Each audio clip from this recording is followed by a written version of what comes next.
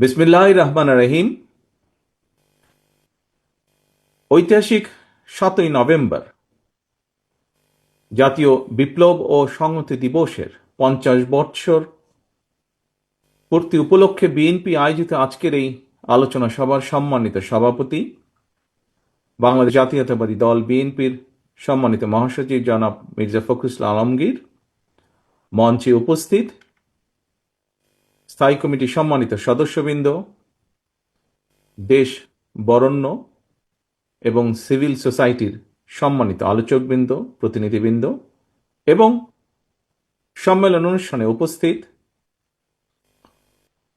বিভিন্ন রাজনৈতিক দলের সম্মানিত নেতৃবৃন্দ, আমন্ত্রিত অতিথিবৃন্দ, আসসালামু আলাইকুম। প্রিয় উপস্থিতিবৃন্দ, এতক্ষণ আলোচনায় আমরা ১৯৭৫ সালের ৭ই নভেম্বরের প্রেক্ষাপট এবং দেশের চলমান রাজনৈতিক পরিস্থিতি সম্পর্কে বক্তাদের বিভিন্ন রকম তথ্যবহুল আলোচনা আমরা সকলে মন দিয়ে শুনেছি। এই আলোচনার মাধ্যমে আমরা অনেক কিছু জানা ছিল না। আমার ধারণা এখানে অনেকে উপস্থিত আছেন যাদের অনেক কিছু জানা ছিল না। আমরা এইসব আলোচনার মাধ্যমে সেগুলো জানতে পেরেছি। ১৯৭৫ সালের ৭ই নভেম্বর ছিল বাংলাদেশের শত্রু এবং মিত্র চিহ্নিত করার দিন। সকল উপস্থিতিবৃন্দ, সম্মানিত নেতৃবৃন্দ, আমার সামনে আজকে মঞ্চে এবং মঞ্চের সামনে উপস্থিত সিভিল সোসাইটি সহ বহু রাজনৈতিক ব্যক্তিত্ব, সম্মানিত ব্যক্তিত্ববর্গ উপস্থিত আছেন। নর্মালি আমি চেষ্টা করি আমার বক্তব্য হয়তো একটু ছোট করতে। আজকে যদিও অনুষ্ঠানটি অনেক লম্বা হয়ে গেছে, তারপরেও আমি ক্ষমা চেয়ে নিচ্ছি। আজকে আমার অনেকগুলো কথা আপনাদের সামনে, আমার চিন্তা অনেকগুলো আপনাদের সামনে আমি তুলে ধরতে চাই।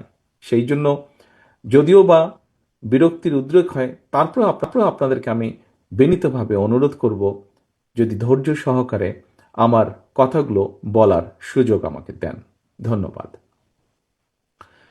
প্রিয় উপস্থিতিবৃন্দ, সম্মানিত নেতৃবৃন্দ, আমন্ত্রিত অতিথিবৃন্দ, বাংলাদেশের জন্মযুদ্ধ থেকেই শুরু করে দেশের প্রতিটি ঐতিহাসিক প্রেক্ষাপট যদি আমরা আলোচনা করতে যাই, তাহলে প্রথমে একটি কথা আমার অনেক সময় মনে পড়ে।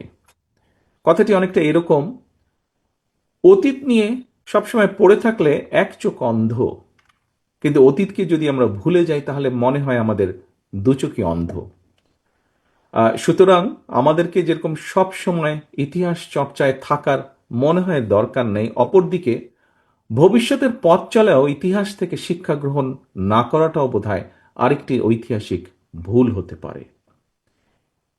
এবং সেই জন্যই ১৯৭৫ সালের ঐতিহাসিক ৭ই নভেম্বর সম্পর্কে আজকের এখানে সম্মানিত বক্তাবৃন্দর যেই সকল গুরুত্বপূর্ণ বক্তব্য রেখেছেন, তার রেশ ধরে যদি আমি বলি তাহলে বলতে হয়, যারা বাংলাদেশকে তাবেদার রাষ্ট্রে পরিণত করতে চেয়েছিল, যারা জনগণের গণতান্ত্রিক রাজনৈতিক অধিকারকে হরণ করে আমাদের এই প্রিয় মাতৃভূমি বাংলাদেশকে একদলীয় স্বৈরাচারী শাসন কায়েম করতে চেয়েছিল,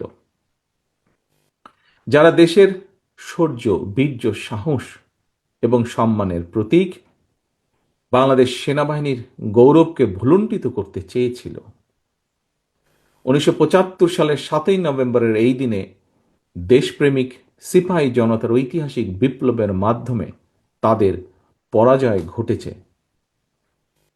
দীর্ঘ ষড়যন্ত্রের পথ ধরে ১৯৭৫ সালের ৭ই নভেম্বরের পরাজিত সেই অপশক্তি পরবর্তীতে আমরা দেখেছি পুনরায় মহাজোটের নামে একজোট হয়ে দেশকে একটি তাবেদার রাষ্ট্রে পরিণত করতে চেয়েছিল বা করার সব রকম প্রস্তুতি গ্রহণ করেছিল। তারা বিডিআর পিলখানায় পরিকল্পিত যে সেনা হত্যাযজ্ঞ ঘটিয়েছিল, তার মাধ্যমে চেয়েছিল সেনাবাহিনীকে দুর্বল করে রাখতে, জনগণের ভোটের অধিকার, গণতান্ত্রিক রাজনৈতিক অধিকার কেড়ে নিয়ে দেশে ফ্যাসিবাদী শাসন কায়েম করেছিল তারা।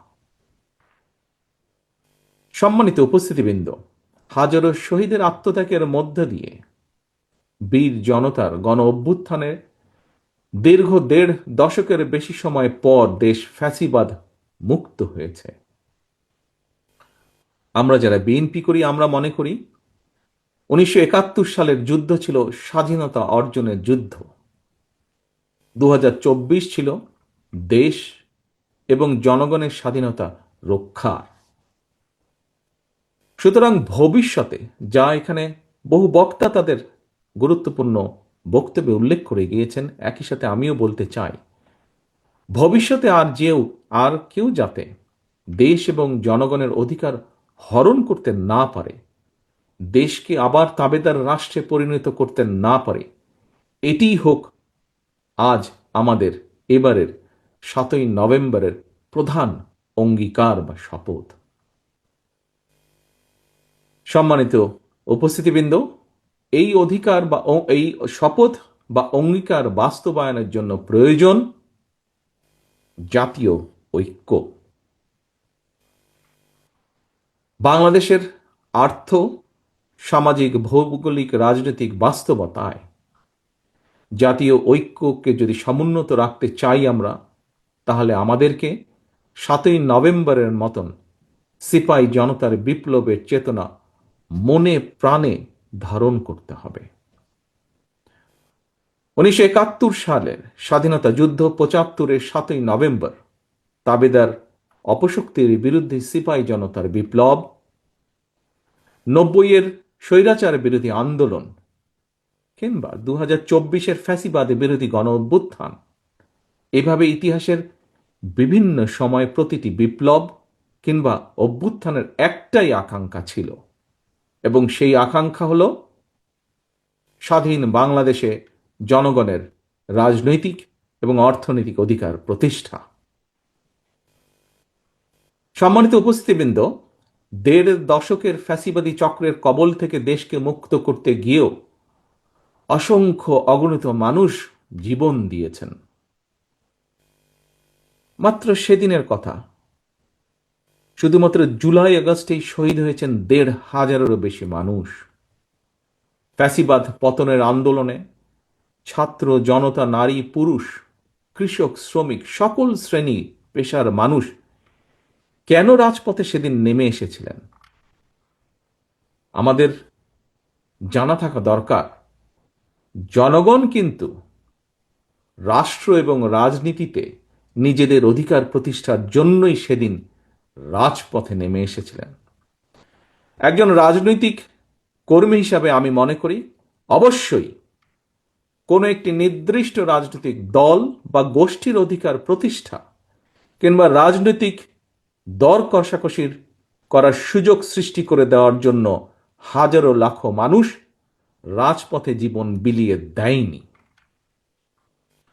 সম্মানিত উপস্থিতিবৃন্দ, জনগণের অধিকার প্রতিষ্ঠার জন্য জনগণের সরাসরি ভোটে জনগণের কাছে জবাবদিহিমূলক সরকার প্রতিষ্ঠার ক্ষেত্র যখন প্রস্তুত হচ্ছে, আমরা খেয়াল করে দেখছি তখন কয়েকটি রাজনৈতিক দল অন্তর্বর্তীকালীন সরকারের দুর্বলতার সুযোগ নিয়ে কার্যত গণতান্ত্রিকামী জনগণের রাজনৈতিক অধিকার প্রতিষ্ঠার বিরুদ্ধেই মনে হয় অবস্থান নিচ্ছে বা নিয়েছে।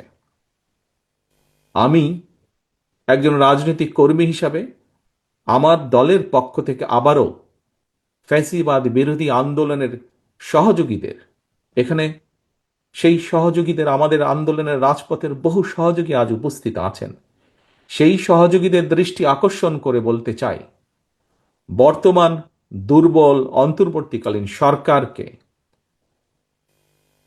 হুমকি ধমকি না দিয়ে আগামী ফেব্রুয়ারি মাসে জনগণের সেই সকল সহযোগী যারা ছিলেন, যাদের নিয়ে বিভিন্ন সন্দেহ প্রকাশ হচ্ছে, তাদেরকে লক্ষ্য রেখে সাথে আজকে যারা উপস্থিত আছেন তাদেরকে সাথে নিয়ে বলতে চাই, অন্তর্বর্তীকালীন সরকারকে হুমকি ধামকি না দিয়ে আগামী ফেব্রুয়ারি মাসে জনগণের মুখোমুখি হই আমরা, চলুন। জনগণের মুখোমুখি আমরা সকলে হই, চলুন। আমাদের প্রতিটি রাজনৈতিক দলের মনে হয় একটি কথা গুরুত্ব সহকারে মনে রাখা প্রয়োজন। নিজ নিজ দলীয় সমর্থক নেতাকর্মীদের বাইরে কিন্তু অরাজনৈতিক কিংবা নির্দলীয় এক বিশাল সংখ্যক জনগোষ্ঠী রয়ে গিয়েছে। এই লাখো কোটি অরাজনৈতিক কিংবা নির্দলীয় জনগোষ্ঠীর প্রত্যাশা বাস্তবায়নের দিকে নজর দেওয়া রাজনৈতিক দলের প্রতিনিধি হিসাবে আমাদের প্রত্যেকের অত্যন্ত পবিত্র এবং গুরুত্বপূর্ণ দায়িত্ব বলে একজন রাজনৈতিক কর্মী হিসাবে আমি দৃঢ়ভাবে বিশ্বাস করি। প্রিয় সম্মানিত উপস্থিতিবৃন্দ, মাসের পর মাস ধরে দেশের জনগণ দেখে আসছিল অনেকগুলো রাজনৈতিক দলের আমন্ত্রিত প্রতিনিধিরা বিভিন্ন বিষয় নিয়ে আলোচনা করে অন্তর্বর্তীকালীন সরকারের মেয়াদকালের একটি উল্লেখযোগ্য সময় পার করে দিয়েছে। কিন্তু এইসব আলোচনায় অরাজনৈতিক কিংবা নির্দলীয় সেই যে বিশাল জনগোষ্ঠীর কথা আপনাদের সামনে আমি উল্লেখ করলাম, সেই জনগোষ্ঠীর নিত্যদিনের স্বার্থ সংশ্লিষ্ট বিষয়গুলো কতটুকু বা কি কি আলোচিত হয়েছে, এটি বোধহয় একটি বিশাল প্রশ্ন। আমন্ত্রিত রাজনৈতিক প্রতিনিধি দলের সদস্যরা অন্তর্বর্তীকালীন সরকারের সঙ্গে কৃষি, শিক্ষা, স্বাস্থ্য, কর্মসংস্থান নিয়ে কি আলোচনা হয়েছে? সেখানে নারীর নিরাপত্তা এবং কর্মসংস্থান, তরুণ জনগোষ্ঠীর স্বাস্থ্য সংশ্লিষ্ট বিষয়গুলো নিয়ে কি আলোচনায় গুরুত্ব পেয়েছিল? দেশের কৃষক, শ্রমিক, দিনমজুর, স্বল্প আয়ের মানুষ কিংবা নিম্ন মধ্যবিত্ত জনগোষ্ঠীর প্রতিদিনের যে জীবন যুদ্ধের কথা, সেগুলো কি সেখানে আমরা চাইলেও আলোচনা করার সুযোগ কি পেয়েছি? বা আলোচনার যে তালিকা ছিল সেখানে কি স্থান করে নিতে পেরেছিল? সম্মানিত উপস্থিতিবৃন্দ, দেশে মনে হয় শুধু কোটা সংস্কার নয়, একই সাথে একটি সময় নিরাপদ সড়কের জন্য কিন্তু তুমুল আন্দোলন হয়েছিল। 2024 সালের সেপ্টেম্বর মাস থেকে যতটুকু আমার মনে আছে, 2025 সালের সেপ্টেম্বর মাস পর্যন্ত গত এক বছরে দেশের সড়ক পথে কমপক্ষে 7,000 মানুষ নিহত হয়েছেন। এদের মধ্যে 48% নারী এবং শিশু ও পথচারী ছিলেন। আহত হয়েছেন 13,000 মানুষ। এই যে এত হাজার মানুষ যারা নিহত হয়েছেন, এই পরিবারগুলোর কি অবস্থা হয়েছে পরবর্তীতে, আমরা কি কখনো সেগুলো বিষয় নিয়ে আলোচনা করেছি, চিন্তা করেছি? যে 13,000 মানুষ বা তারও কিছু বেশি মানুষ আহত হয়েছেন, যে শিশু, যে নারী নিহত বা আহত হয়েছেন, পরবর্তীতে তাকে নিয়ে আহত হলে অথবা নিহত হলে তার পরিবার নিয়ে তাদের বিষয়গুলোকে নিয়ে কি আমরা আলোচনা করেছি? তারা তো আমাদেরই সমাজের অংশ, দেশের অংশ। সম্মানিত উপস্থিতিবৃন্দ, বিশ্বে খুব সম্ভবত সড়ক দুর্ঘটনায় সবচেয়ে বেশি হতাহতের তালিকায় বাংলাদেশ জায়গা করে নিয়েছে। কিন্তু অন্তর্বর্তীকালীন সরকারের সঙ্গে নানা বিষয় নিয়ে শত শত দফা নিয়ে আলোচনা হলেও সড়ক নিরাপত্তার বিষয়টি আলোচনায় মনে হয় জায়গা করে নিতে পারেনি। এইসব প্রশ্নগুলো কিন্তু কাউকে দোষারোপ করার জন্য আমি এখানে উপস্থাপন করছি না। একজন রাজনৈতিক কর্মী হিসাবে আজকে আমি বহু বরেণ্য ব্যক্তির সামনে সুযোগ পেয়েছি কথা বলার। আমি একজন রাজনৈতিক কর্মী হিসাবে আমার জিজ্ঞাসাগুলো আপনাদের সামনে তুলে ধরতে চাইছি। প্রিয় উপস্থিতিবৃন্দ, আমাদের রাজনীতি তাহলে কাদের জন্য? দেশের সাম্প্রতিক পরিস্থিতিতে একজন রাজনৈতিক কর্মী হিসাবে আমার কিছু উপলব্ধির কথা আমি আপনাদের সঙ্গেই শেয়ার করছি। এজন্য হয়তো একটু সময় লাগছে বেশি। আমি আবারও আপনাদের যদি বিরক্তির উদ্রেক করে থাকি তার জন্য আপনাদের কাছে ক্ষমা চেয়ে নিচ্ছি। উপস্থিতিবৃন্দ, প্রচলিত রাজনীতির যে গুণগত সংস্কার, সেই সংস্কার চাইলে, গুণগত যে সংস্কার চাইলেও পুঁথিগত সংস্কারের চেয়ে জননিরাপত্তার বিষয়গুলো, জনগণের জীবন ঘনিষ্ঠ বিষয়গুলো রাজনীতিবিদদের কর্ম পরিকল্পনায় মনে হয় আরেকটু গুরুত্ব পাওয়া দরকার। আইন শৃঙ্খলা পরিস্থিতি রক্ষায় আরও মনে হয় আমাদের সকলে মিলে অধিক মনোযোগী হওয়া দরকার। আমি আজকের এই আলোচনা সভায় আরও দু একটি বিষয়, অনেক বিষয় আছে, অলি আহমেদ সাহেব যেরকম বলেছেন যে কতগুলো বিষয় তুলে ধরলে কয়েক ঘন্টা সময় লাগবে, কিন্তু সংক্ষেপে উনি বলেছেন। আমার কাছে এরকম অনেকগুলো প্রশ্ন আছে আমার মনে একজন রাজনৈতিক কর্মী হিসাবে। তবে যেহেতু এই আলোচনা সবাই হয়তোবা সবগুলো রেইজ করা যাবে না, আমি দু একটি বিষয় আরো আপনাদের সামনে উল্লেখ করতে চাই। সম্মানিত উপস্থিতবৃন্দ, আমার যতটুকু ধারণা আছে, যতটুকু আমি জেনেছি, দেশে এবার 1 কোটি, খুব সম্ভবত 1,15,00,000 টন আলু উৎপাদন হয়েছে। আলু উৎপাদন করে কৃষকরা খুব সম্ভবত, আলু কৃষকরা বিপাকে পড়ে গিয়েছেন আলুর এই এই এই এই উৎপাদনের কারণে। কারণ আলুর যে উৎপাদন খরচ এবং উৎপাদিত আলু যে কোল্ড স্টোরেজে রাখতে হবে, প্রতি কেজি আলুর পেছনে খুব সম্ভবত খরচ পড়ছে প্রায় 25 থেকে 27 টাকার মতন। অথচ আলু চাষিরা কিন্তু এখনো অর্ধেক দামেও উৎপাদিত আলু বাজারে বিক্রি সম্ভবত করতে ওনারা পারছেন না। আলু চাষ করে আলু চাষিরা এবার প্রায়, হিসাব যা বলে কম বেশি, যেই স্ট্যাটিস্টিক্স যতটুকু পাওয়া গিয়েছে, প্রায় 3,000 কোটি টাকার যে লোকসান তার আশঙ্কা তারা করছেন। 3,000 কোটি টাকার মতন লোকসান হতে পারে। অপরদিকে এখানে খুব সম্ভব এক বক্তা ওনার বক্তব্যে উল্লেখ করেছেন যে, যা আমি এখনই বলতে চাইছি আপনাদের সামনে।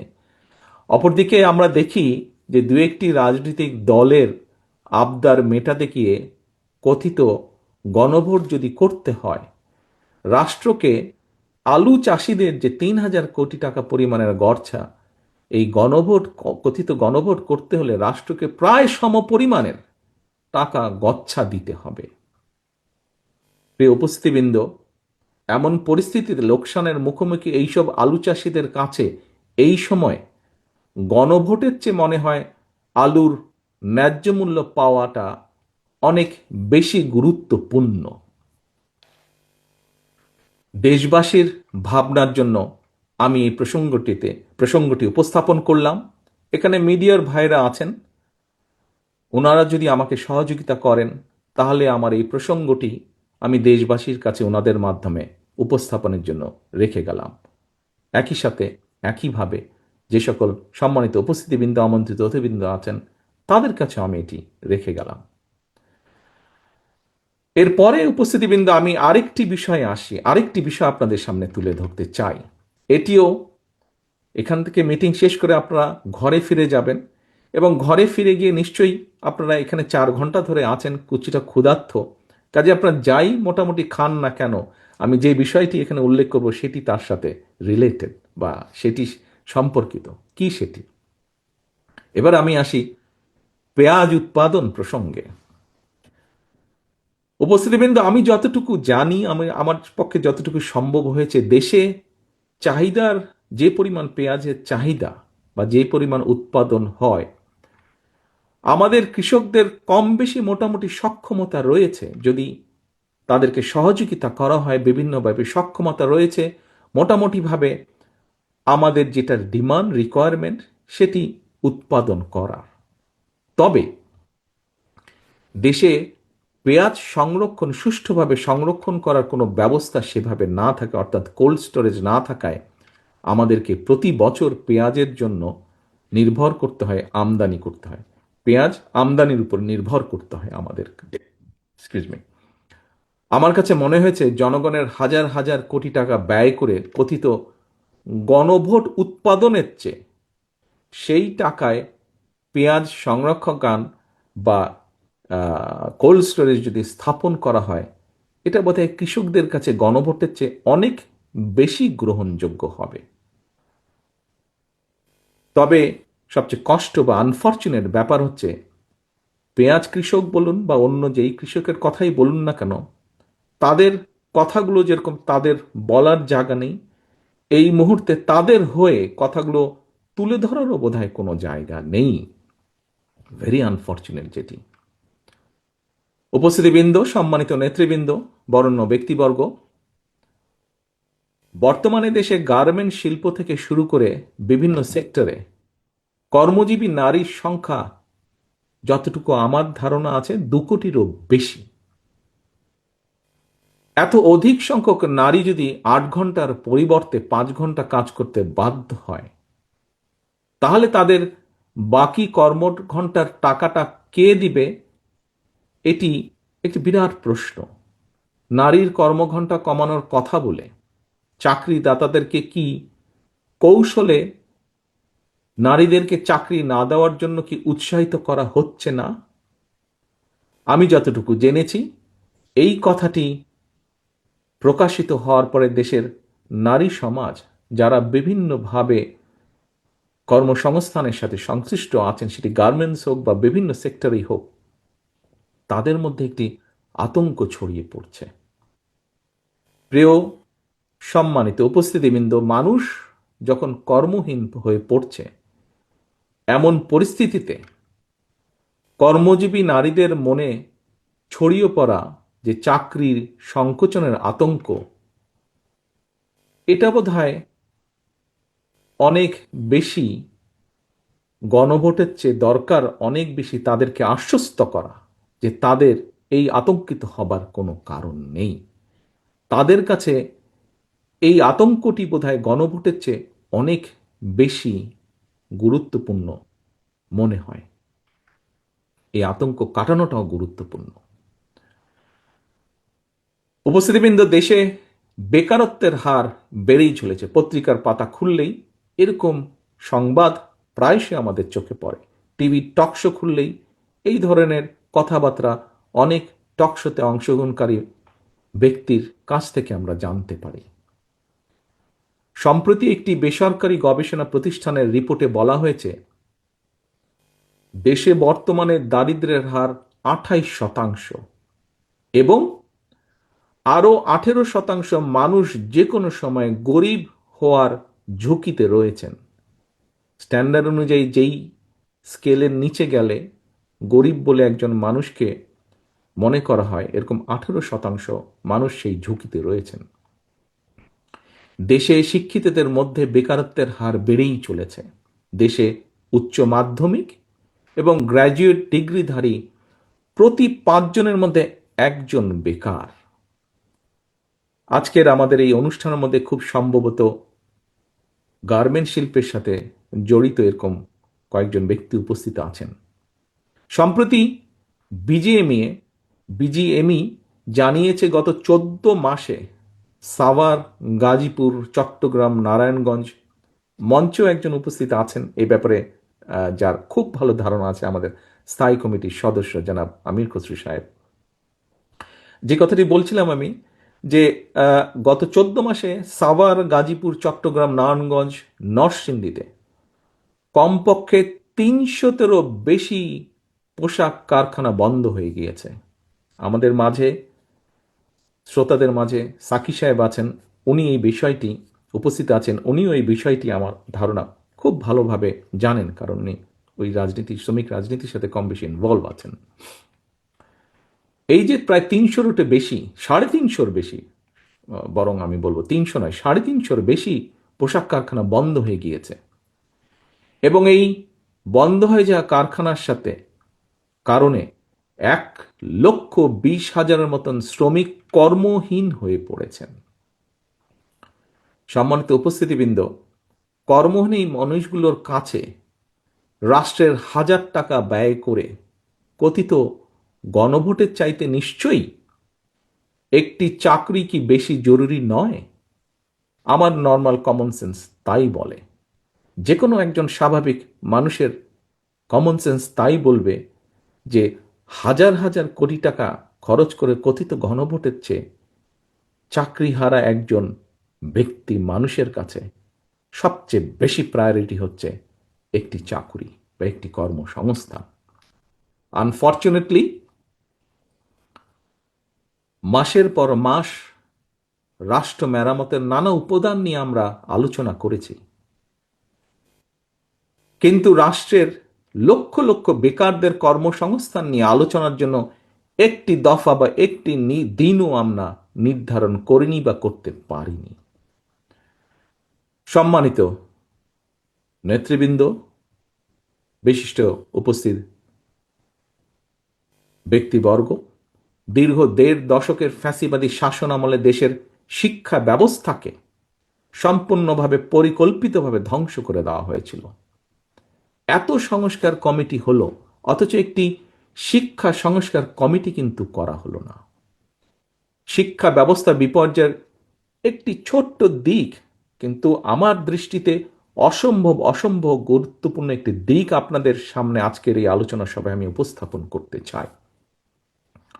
উপস্থিতিবৃন্দ, গত অক্টোবর মাসে প্রকাশিত উচ্চ মাধ্যমিক, আমি জানি না আপনারা খেয়াল করেছেন কিনা বিষয়টি, যেভাবেই হোক আমি খেয়াল করার সুযোগ হয়েছে আমার।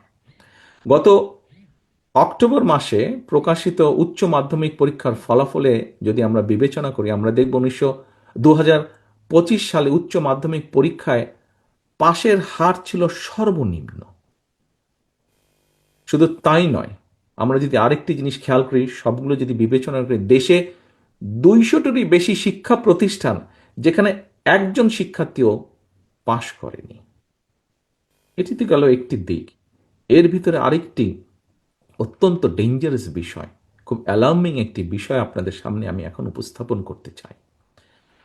সিরিয়াস বা দুশ্চিন্তার বিষয় হলো, সবচেয়ে বেশি শিক্ষার্থী অকৃতকার্য হয়েছেন ইংরেজি বিষয়ে, ইংরেজি সাবজেক্টে।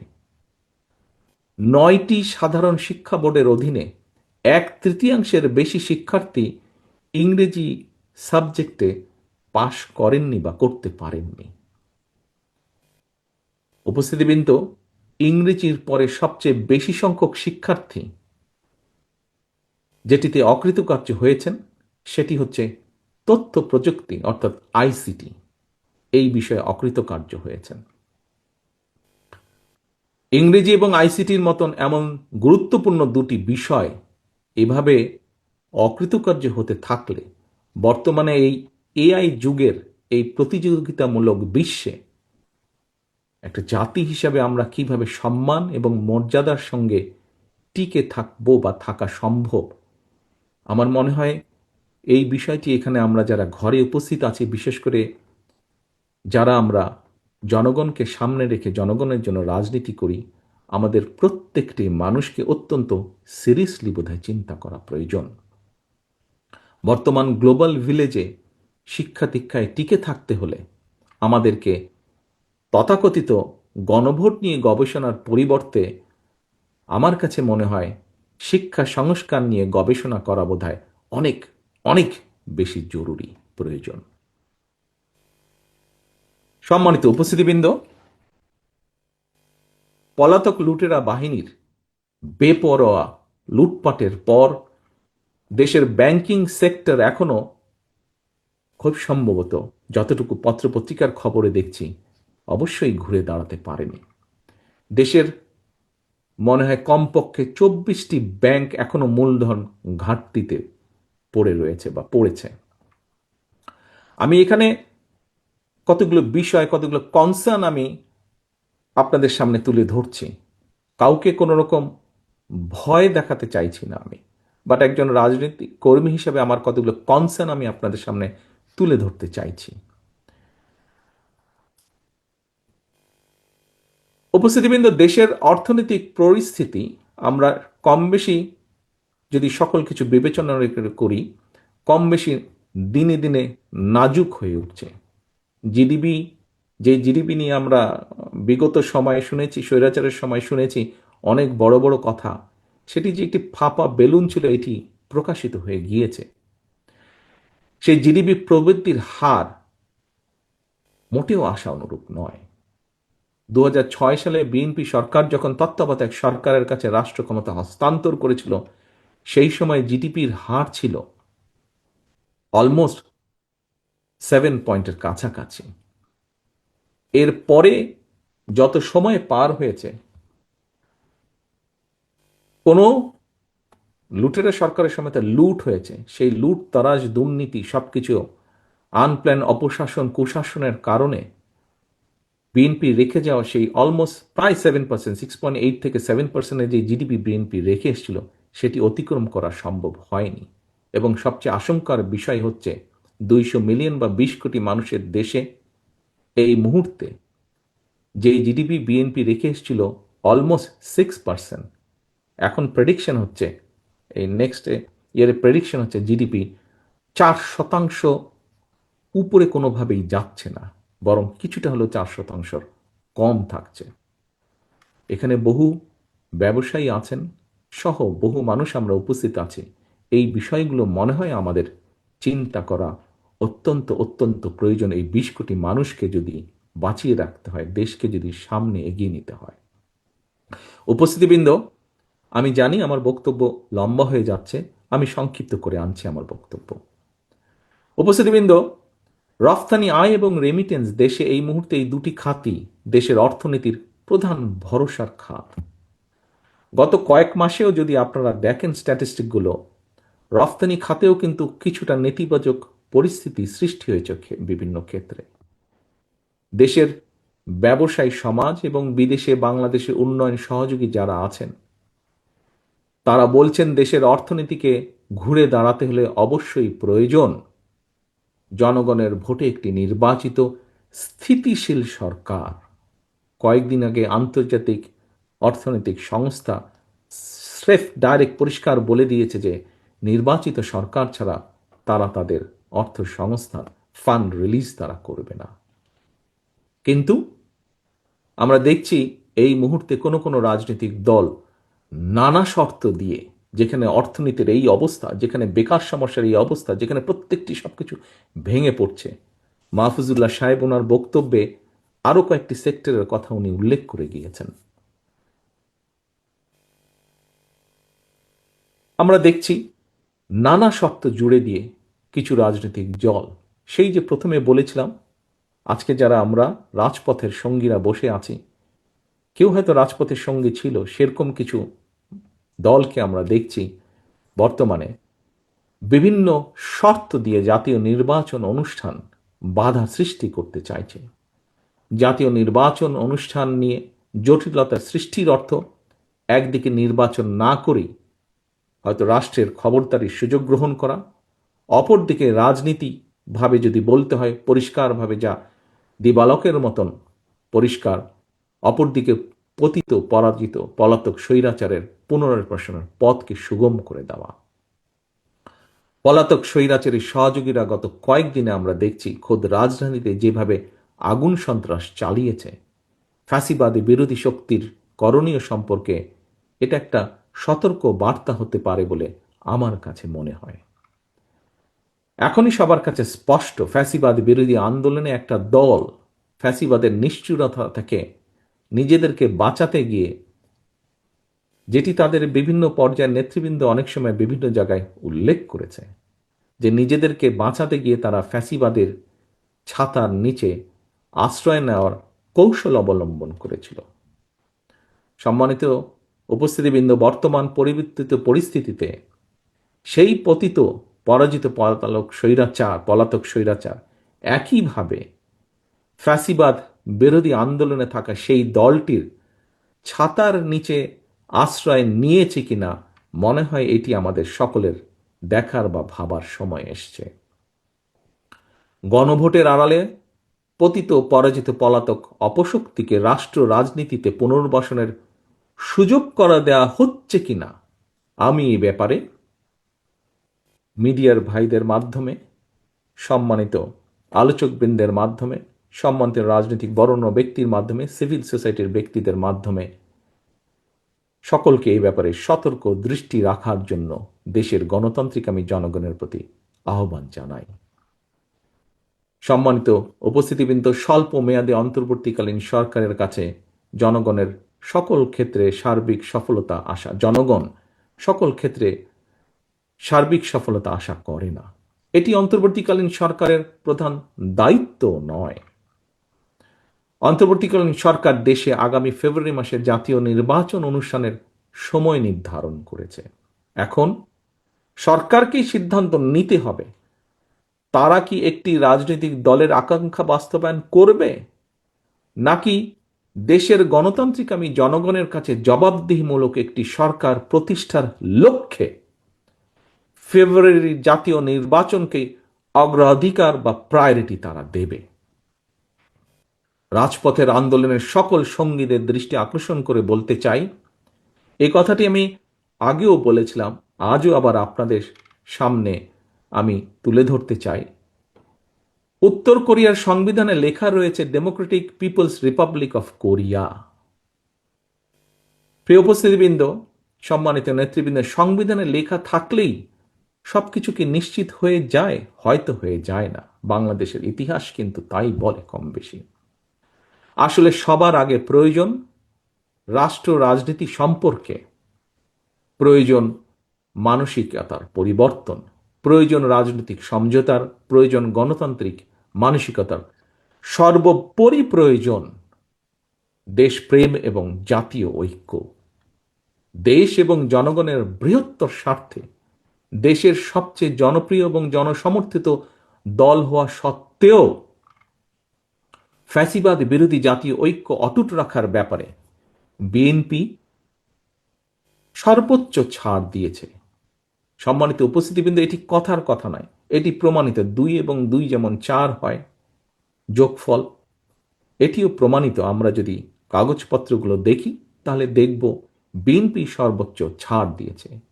রাজনৈতিক ঐক্যমত কমিশনের প্রতিটি দফা পর্যালোচনা করলে দেখা যাবে বিএনপি অধিকাংশ পয়েন্টে ইতিবাচক দৃষ্টিভঙ্গির পরিচয় দিয়েছে। আমাদের বক্তব্য একদম পরিষ্কার। জুলাই সনদে যা অঙ্গীকার করা হয়েছে, যা আমরা সই করে এসেছি, বিএনপি এইসব অঙ্গীকার রক্ষা করবে, রক্ষা করতে দৃঢ়প্রতিজ্ঞ। তবে কোনো রাজনৈতিক দল যদি অন্তর্বর্তীকালীন সরকারকে দুর্বল পেয়ে যা ইচ্ছা তাই আদায় করে নিতে চায়, কিংবা জনগণের দ্বারা বিএনপির বিজয় ঠেকাতে চায় বা কোনো অপকৌশল গ্রহণ করে, সেটি মনে হয় শেষ পর্যন্ত তাদের নিজেদের জন্যই রাজনৈতিক বিপর্যয়ের কারণ হয়ে দাঁড়াবে বা দাঁড়াতে পারে কিনা সে ব্যাপারে তাদের বোধহয় সতর্ক থাকা দরকার। রাজপথের সঙ্গীদের প্রতি আহ্বান, সেই সঙ্গীদের প্রতি যারা পরিস্থিতি ঘোলাটা করছেন বা করার চেষ্টা করছেন, দয়া করে পরিস্থিতি ঘোলাটা করবেন না। স্বাধীনতা এবং স্বাধীনতা প্রিয় দেশবাসী, বাংলাদেশের স্বাধীনতা সার্বভৌমত্ব বিরোধী চক্রান্ত নস্যাৎ এবং জনগণের গণতান্ত্রিক অধিকার রক্ষায় 1975 সালের 7ই নভেম্বরে সংগঠিত সিপাহী জনতার বিপ্লব উপলক্ষে আজকের আয়োজিত এই আলোচনা সভায় আমি স্বাধীনতার ঘোষকের একটি কথা আপনাদের সামনে আবার উচ্চারণ করতে চাই। অনেক আগে আমি কথাটি বলেছিলাম। সেই কথাটি কি? স্বাধীনতা ঘোষকের সেই কথাটি হচ্ছে, জাতীয় ঐক্য আমাদের শক্তি, বিভাজন আমাদের দুর্বলতা। সম্মানিত অতিথিবৃন্দ, বরেণ্য রাজনৈতিক বর্গ, সিভিল সোসাইটির সম্মানিত সদস্যবৃন্দ, আজকের আলোচকবৃন্দ, আমি আমার বক্তব্য শেষ করে দিতে চাই। শেষ করার আগে আমি একটি স্লোগান আপনাদের সামনে তুলে ধরতে চাই। এই স্লোগানটি 7ই নভেম্বর উপলক্ষে আজ আবার আমি আপনাদের সামনে উল্লেখ করতে চাই, তুলে ধরতে চাই। স্লোগানটি আমি আগেও দিয়েছি। আমি স্লোগানটি দেওয়ার মাধ্যমেই আমার বক্তব্য শেষ করব। ধৈর্য সহকারে আমার এই দীর্ঘ বক্তব্য আপনারা শোনার জন্য আপনাদেরকে আন্তরিকভাবে আমি ধন্যবাদ জানাতে চাই। প্রিয় সকল উপস্থিতিবৃন্দ, আমার সেই স্লোগানটি হচ্ছে, দিল্লি নয়, পিন্ডি নয়, নয় অন্য কোনো দেশ, সবার আগে বাংলাদেশ। আল্লাহ হাফেজ। বাংলাদেশ জিন্দাবাদ। বাংলাদেশ জাতীয়তাবাদী দল জিন্দাবাদ।